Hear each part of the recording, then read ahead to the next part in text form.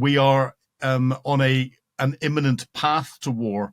I've been at this game for 40 odd years in the military and then commentating on it since then. And I have never seen a clear path to global conflict. And I can see several clear paths, which is worrying. Thank you, Philip. So we've had European military leaders gathering at Northwood with the British Prime Minister really pushing this coalition of the willing. So I was wondering, could you explain what a coalition of the willing actually is?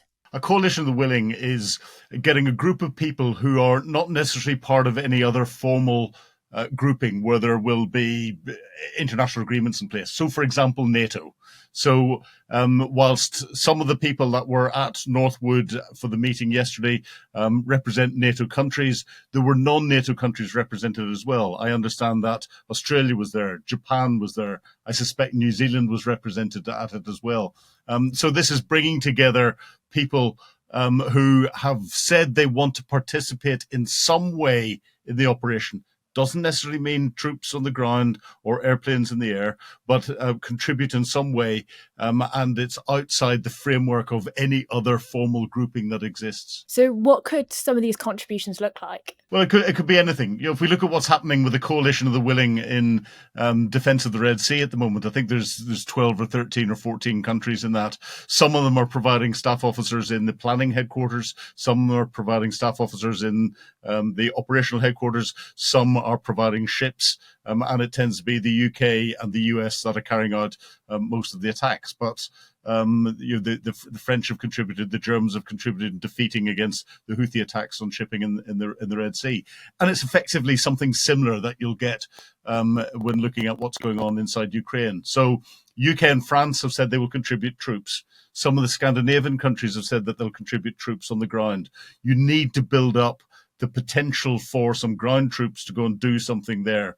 You then need air forces that can come in and provide that a level of support. You need air defense capability that can put an air defense umbrella over the troops that are going to be on the ground. And you need logistic support. As well as that, you need people that can provide specialist staff officers who can help plan and sustain the operations in different areas. So each of the countries will be trying to get an understanding as to what the problem will be, what is it that you're asking us to solve, and then amongst themselves, and in particular with the UK seemingly leading this with France, UK and France trying to get an understanding of what different countries are politically willing to supply, where countries are not willing to supply certain things. So that's almost as important to answer. And then try and work out from that what the art of the possible is when it comes to any potential peace plan.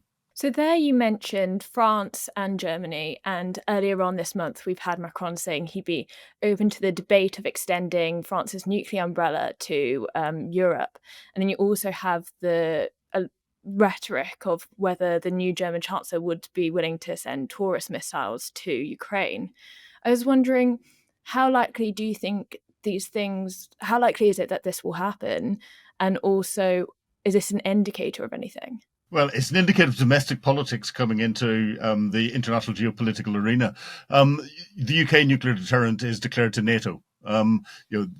Most European countries are members of NATO, and therefore, de facto, the UK nuclear deterrent under an Article 5 situation, and that's the only time that nuclear weapons would be used, is already declared to Europe. And therefore, Francois Macron is coming in and trying to position himself as a leader of the EU, take over from that position that Germany has traditionally held. And that's why he's going, I'll let you play with my nuclear weapons as well, and declare that in.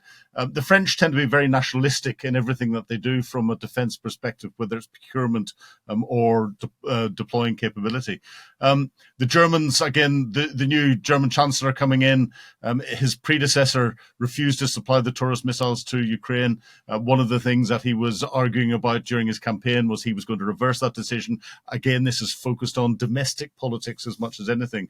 But again, positioning Germany as a military leader again in the future.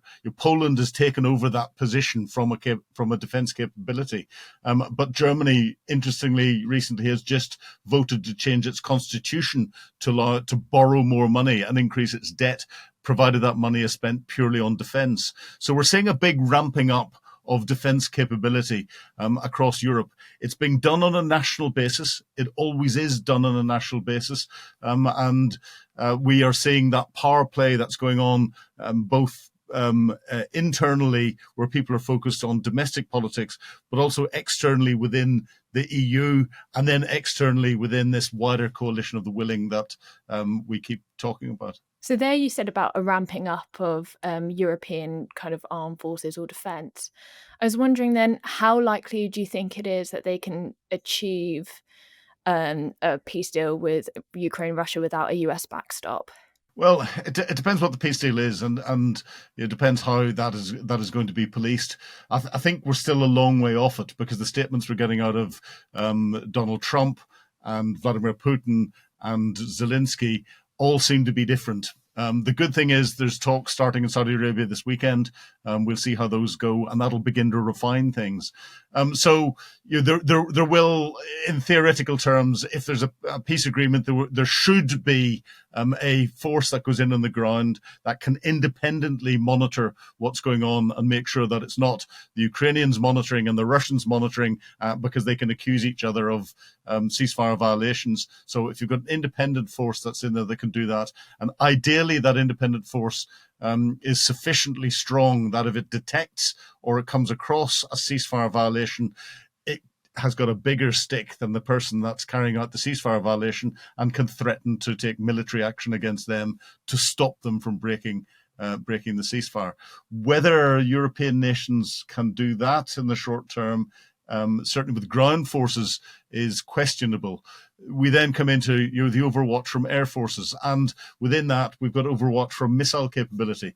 Europe, the UK, has got some fantastic capabilities in the air, so air-dropped weapons, but also some fantastic capabilities with our long-range drones that we have that can carry weapons. They've been used against the fight against ISIS in Syria, and cruise missiles and other things that could be used. So there's so many different ways of providing a peace monitoring, peacekeeping, peace enforcing capability on the ground. This is where it's important the chiefs all get together and have this debate and try and work out the art of the possible against some theoretical ideas of what a peace plan would look like, and then they can refine those as the real detail starts to formulate over the coming days, weeks, or months, if it does. There you just mentioned the art of the possible, and yesterday we had Robert Fox on Times Radio saying that we are in an imminent, if not actual, state of war. I was wondering, how much do you agree with this statement? And if so, what is possible? How can Europe prepare for it? Everyone talks about war, and I know Robert well. War is a formal stance where it is declared between two states. So, and that brings in a lot of legalities around it.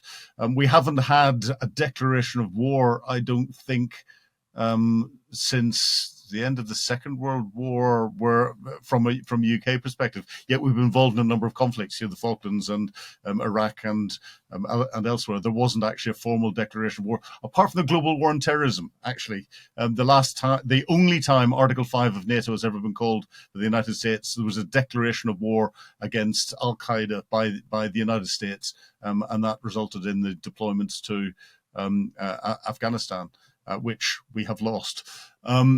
So Robert is right in that we are on an imminent path to war. I've been at this game for 40 odd years in the military, and then commentating on it since then, and I have never seen a clear path to global conflict.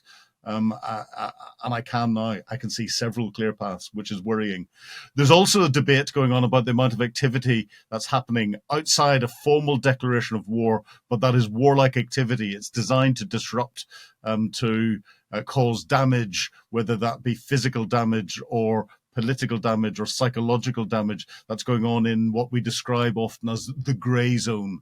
And it's below the threshold activity. So that could be information operations, trying to influence the way different elections are going. It could be cyber attacks. It could be speculative. As we're recording this, the main news channels are all talking about the fire at Heathrow Airport. It could be something physical like that. I'm not saying that was an attack by a nation state. It's more likely just an accident that's happened. But we have seen nation states, and in particular the Russians, you're putting explosive devices in DHL parcels that were being loaded onto aircraft in the UK and in Germany. We've seen warehouses burned down in London. We've seen the use of Novichock on the streets of the Sleepy Hollow of Salisbury in the UK. We've seen polonium-210 used on the streets of London. These are all warlike activities, but they're below that threshold where a nation state would declare war on another nation state. And finally, Philip, up until now, Keir Starmer has been described as like a broker of peace. Until recently, he has warned Putin of severe consequences if he breaks a peace deal with Ukraine. Can we draw anything from this change of rhetoric? Well, it's Keir Starmer again trying to position himself, and rightly so, because the United Kingdom is in a unique position here.